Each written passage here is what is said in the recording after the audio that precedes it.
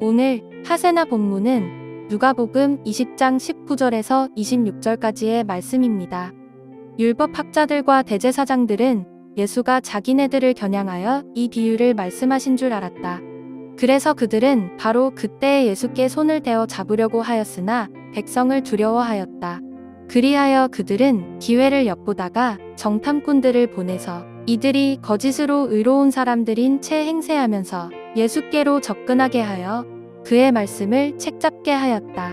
그렇게 해서 그들은 예수를 총독의 치리권과 사법권에 넘겨주려고 하였다. 그들은 예수께 이렇게 물었다. 선생님, 우리는 선생님이 바르게 말씀하시고 가르치시고 또 사람을 겉모양으로 가리지 않으시고 하나님의 길을 참되게 가르치고 계시는 줄 압니다. 우리가 황제에게 세금을 바치는 것이 옳습니까? 옳지 않습니까? 예수께서는 그들의 속셈을 알아채시고서 그들에게 말씀하셨다. 데나리온 한 잎을 나에게 보여다오. 이 돈에 누구의 얼굴상과 글자가 새겨져 있느냐? 그들이 대답하였다. 황제의 것입니다. 예수께서 그들에게 말씀하셨다. 그러면 황제의 것은 황제에게 돌려주고 하나님의 것은 하나님께 돌려드려라.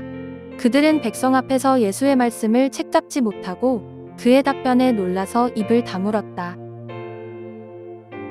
반갑습니다, 성도 여러분. 오늘 본문은 세금 논쟁과 관련된 말씀입니다. 지금도 그렇지만 당시의 세금은 매우 민감한 문제였습니다. 주후 6, 7년에 세금 문제 때문에 팔레스타인 지역에 큰 폭동이 있었습니다. 하루 먹을 양식도 없었던 그 시절에 로마에 세금을 낸다는 것은 분명 큰 부담이었습니다. 로마 정부 입장에서도 속국으로 편입된 나라들이 세금을 잘 내는 것은 매우 중요한 일이었습니다. 속국에서 세금이 잘 걷어지지 않으면 큰 로마 제국을 유지하기가 매우 어려웠습니다. 그래서 세금 문제는 로마 정부 입장에서도 속국의 입장에서도 매우 중요한 문제였습니다. 이 사실을 가장 잘 알고 있었던 사람들은 대제사장들과 서기관들이었습니다. 이들은 로마 정부와 내밀한 관계를 맺고 있었습니다. 헤롯 성전을 유지하는데 로마 정부의 도움 없이는 절대로 유지할 수가 없었던 것이죠. 로마 정부의 도움이 절대적으로 필요했던 것입니다. 그래서 그들은 대다수 친로마적인 성향을 가지고 있었습니다. 그래서 예수님께서 반로마적인 말을 했을 때 얼마든지 로마 총독에게 넘겨줄 수 있는 힘을 가지고 있었습니다. 그래서 그들은 예수님을 로마로 넘기기 위해서 매우 곤란한 질문을 합니다. 오늘 본문 22절인데요. 이렇게 질문합니다. 우리가 가이사에게 세를 바치는 것이 옳으니까 옳지 않으니까 하니. 그들이 이렇게 질문한 이유는 예수님께서 가이사에게 바치는 것이 아니라 하나님께 바치는 것이 옳다라는 대답을 듣고 싶었기 때문입니다. 대제사장들은 예수님이 세례 요한과 비슷한 인물이라고 생각했습니다.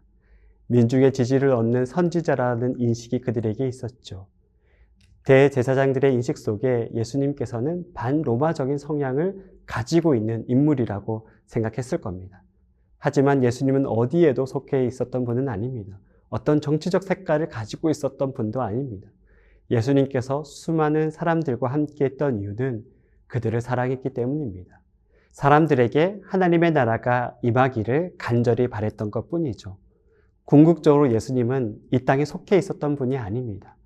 이 땅에 우리와 함께 있었지만 하늘에 속한 분이셨고 하나님께 속한 분이셨습니다. 진실로 이 땅에 참된 생명과 자유를 선포하러 오신 분이 바로 예수님이셨습니다. 대제사장들과 종교 지도자들은 예수님이 어떠한 분이신지 몰랐습니다. 자신들의 기준에서 예수님을 판단하고 로마 정부의 힘을 빌려서 심판하려고 했던 것이죠. 그러자 예수님께서는 24절, 25절에 이렇게 말씀하고 있습니다.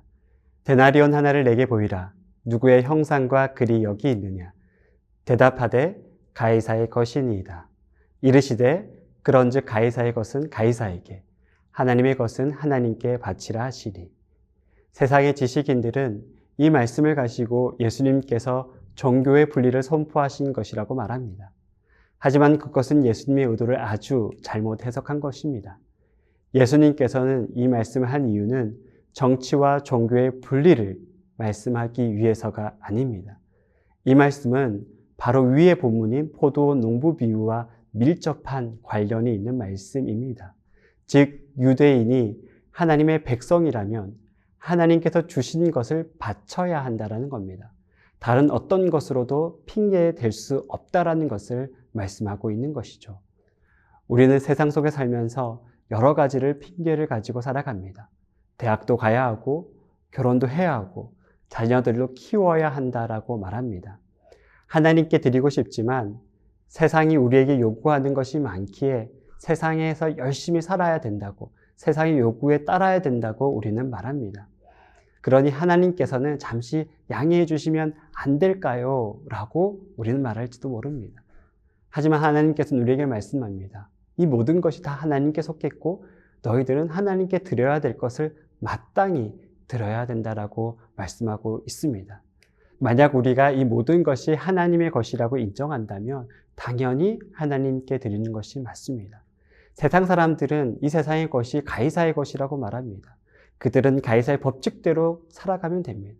그들의 삶의 방식이 우리가 틀렸다고 말할 수가 없죠. 왜냐하면 그들은 하나님을 모르기 때문입니다. 로마 시대에도 가이사의 법칙대로 살아가는 사람들이 많이 있었습니다. 그들은 그렇게 살아가야만 됩니다. 하지만 우리는 그렇지 않습니다. 우리는 하나님께 속해 있기 때문에 당연히 하나님의 말씀대로 살아가야 되고 하나님께 드려야 될 것들은 하나님께 드려야 됩니다. 이것은 어떠한 핑계도 될 수 없습니다.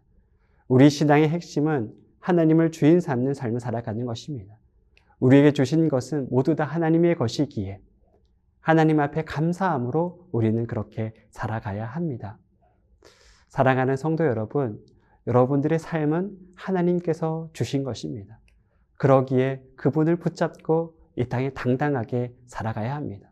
너무 세상의 요구에 흔들리지 마시길 바랍니다. 가이사의 것은 가이사에 드리면 되고 하나님의 것은 하나님께 드리면 됩니다. 오늘 이 하루도 그 하나님을 바라보며 살아가는 귀한 성도들이 되시기를 진심으로 축복합니다. 오늘의 하시조는 자신이 속한 일터와 학교를 축복하는 것입니다. 지금 이 자리로 인도하신 하나님께 감사하며 자신이 속한 일터와 학교가 하나님이 기뻐하시는 곳이 될 수 있도록 함께 기도해 봅시다. 오늘의 하시조 함께 하시죠.